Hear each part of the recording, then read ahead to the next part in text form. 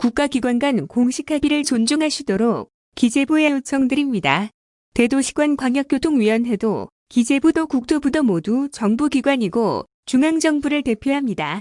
버스업계 주 51시간 정착을 위한 국토부의 요구로 경기도는 본의 아니게 버스 요금을 조기 인상했고 그 대신 광역버스 관련 업무를 지방사무에서 국가사무로 전환하기로 했습니다. 국가사무 처리 비용은 당연히 중앙정부가 부담하는 것이고 국가사무로 넘긴 후에도 비용은 경기도가 계속 부담한다면 권한만 뺏기는 것이니 국가사무화할 이유가 없습니다. 이 합의에 따라 광역버스는 지난해 12월 22일 국무회의에서 여객 자동차 운수사업법 시행령 개정으로 국가사무가 되었습니다. 시도 간 경계를 넘어 운행하는 광역버스가 지방사무일 때 중앙정부가 30%를 지원하고 시도가 70%를 부담하고 있었습니다. 광역버스가 국가사무화되었으면 중앙정부는 자기 사무이니 지원이 아니라 100% 부담해야 됨에도 국토부는 경기도에 50%를 계속 부담하라고 요구하였습니다. 납득하기 어려웠지만 같은 민주당 정부의 일원으로서 거부할 수 없어 재차양보한 결과 경기도가 50%를 계속 부담하기로 공식 합의했습니다. 지방사무를 중앙정부가 보조하는 경우는 많아도 국가사무에 지방정부가 보조하는 것은 이상하고 법적 근거도 분명치 않지만 어쩔 수 없었습니다. 그런데 기재부는 국토부와 합의된 20% 추가 부담을 거부하며 국토부 요구 예산을 전액 삭감하고 종전대로 경기도가 계속 70%를 부담하라고 요구했습니다. 결론적으로 경기도는 중앙정부의 요구로 요금 인상에 더불어 광역버스 관할권까지 뺏겼습니다. 기재부의 합의 부정과 예산 삭감 때문에 이미 광역버스 운행에 차질이 빚어지고 있습니다. 기재부에 다시 한번 요청드립니다. 국토부와 경기도 간 합의대로 도가 50% 지원해 드릴 테니 합의대로 50%나마 부담하십시오.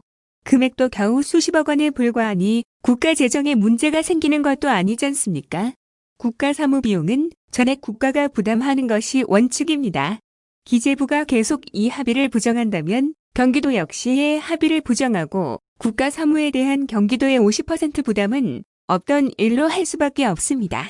공무는 철저히 상식과 합리성에 기초해야 합니다. 기재부만 중앙정부를 대표하는 것이 아니라 국토부도 중앙정부를 대표하는 것이고 다른 부처의 공식 결정을 기재부가 임의로 파기할 권한을 가진 것이 아니라면 국토부와 경기도 간 합의를 기재부는 존중해야 합니다. 이 같은 혼란과 갈등은 기재부의 예산권 독점 때문에 발생하는 것이고 정도가 심해지다 보니 급기야 총리님까지 나서 이 나라가 기재부의 나라냐고 질책하는 지경이 되었습니다. 참으로 안타까운 일입니다. 다음 페이스북 글 대북전단 살포 금지 생명과 안전의 문제 군사 분계선 일대에서 대북 전단을 살포하는 등 남북합의서 내용을 위반하는 행위를 할 경우 이를 처벌하는 내용의 남북관계법 개정안이 통과된 지 한 달이 되었습니다.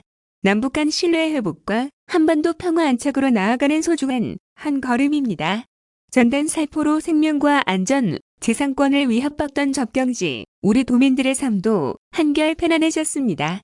하지만 기다렸다는 듯 국내외를 가리지 않고 표현의 자유, 인권, 민주주의 훼손 등의 말들이 쏟아져 나옵니다.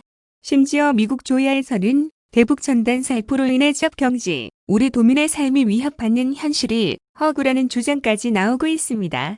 아직 채시행되지도 않은 대북 전단 살포 금지법을 없애라는 겁니다. 그러나 이 법안은 표현의 자유가 아니라 평화와 접경지 주민의 안전에 관한 문제라는 김준형 국립외교원장의 말에 공감합니다. 대북 심리전인 전단 살포로 대결과 위기를 심화시킬 것이냐, 상호 비방을 중단하고 평화로 문제를 해결할 것이냐로 논점이 귀결되어야 한다는 의견도 옳습니다. 바이든 대통령이 취임했습니다. 민주주의와 동맹을 강조합니다. 미국 바이든 행정부의 출범을 축하하고 호혜 평등한 한미 관계의 발전을 기대합니다.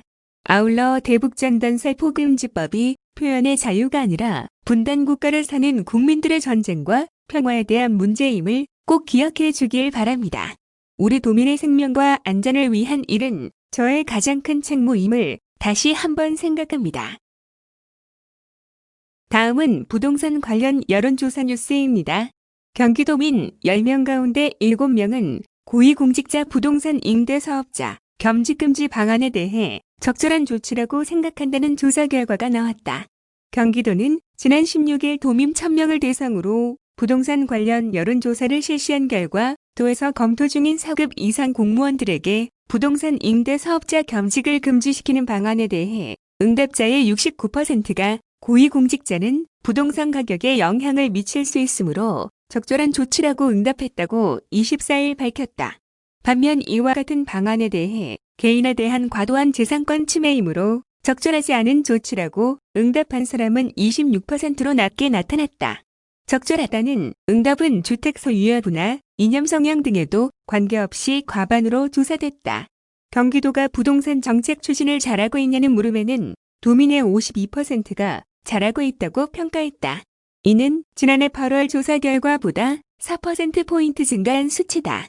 잘못하고 있다는 37%였다. 경기도는 외국인, 법인 대상 토지거래 허가제, 기본주택, 분양형 기본주택, 4급 이상 공무원 실거주 외 주택처분 권고 및 인사 반영 등의 부동산 정책을 추진하고 있다. 1년 후 경기도 지역의 주택 가격에 대해서는 도민의 54%가 오를 것이라고 전망했다. 이는 지난 7월 조사보다 6%포인트 감소한 결과다. 한편 이재명 경기도지사는 지난 4일 사회관계망 서비스를 통해 고위공직자 주택 임대 사업 금지 의견을 묻는다며 고위공직자 부동산 백지 신탁제는 미도입 상태지만 각종 인허가, 국토계획, 도시계획, 부동산 정책 등으로 부동산 가격에 영향을 미치는 고위공직자는 주택 임대 사업을 못하게 해야 하지 않을까요? 라고 도민 의견을 구한 바 있다. 이번 조사는 경기도가 여론조사 기관인 K-스탯 리서치에 의뢰해 지난 16일 만 18세 이상 도민 1000명을 대상으로 전화조사 방식으로 진행됐으며 신뢰 수준은 95%, 표본 오차 플러스 마이너스 3.1%포인트다.